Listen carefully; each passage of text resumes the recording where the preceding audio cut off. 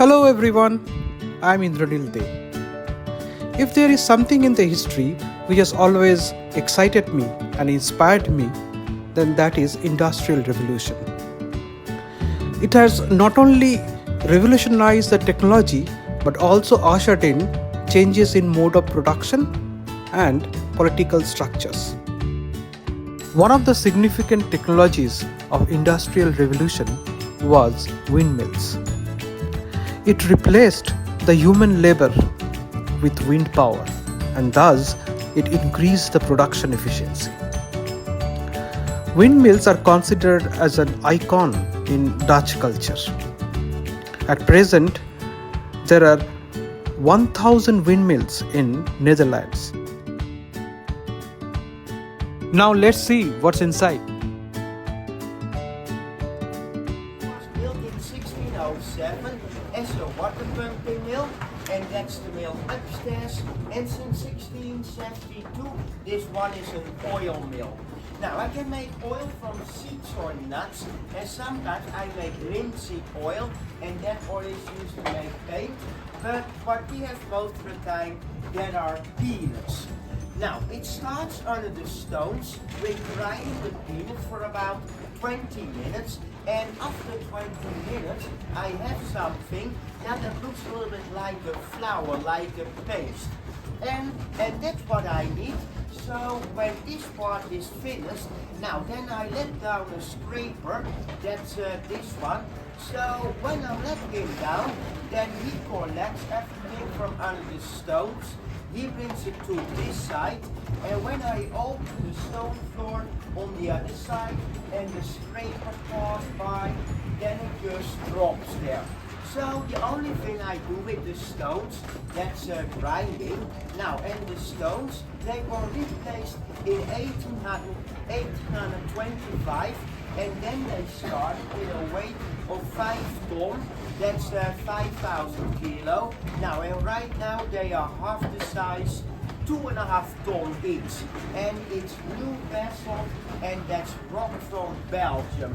And we have to import the stone from Belgium, now because here in Holland we have no rock. Yeah. Now look, when this part is finished, I can open this here, and when the scraper passes by, then it just drops there. So what you see here on the floor, that's this, and this is the product from the stones.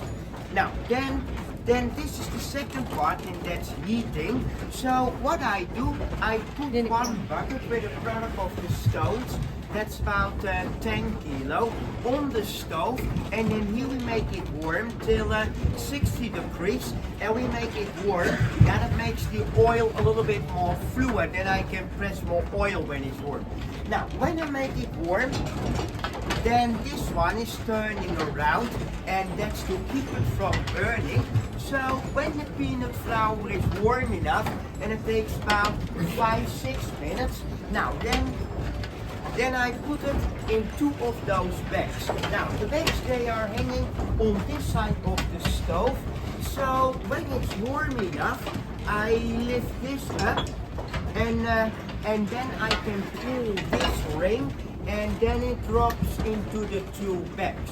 See, there's no bottom. Now then each bag is about 5 kilo. Now and then the bags are going into the oil press. That's this machine. Now what you see here, this bag is pressed out already. This one is from yesterday. Now what I do, I place the new bag into a filter, and the inside of the filter is made of rope, and the outside is leather. Now one bag here on the left side, so standing up, and the other one here on the right side. Now in this one, that's a kind of hammer, 150 kilo beechwood.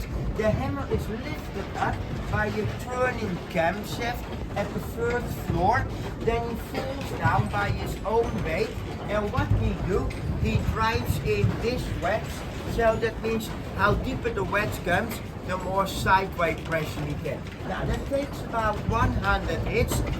That's about 15 minutes. And then I have from the 2 bags 3 liters of oil. And peanut oil is used for salad oil and cooking oil. And you can see that on the other side the oil press. Now, and this is what's left over after pressing, and that's a hard compressed cake, and that's for feeding the cows and horses in the winter time. So what I made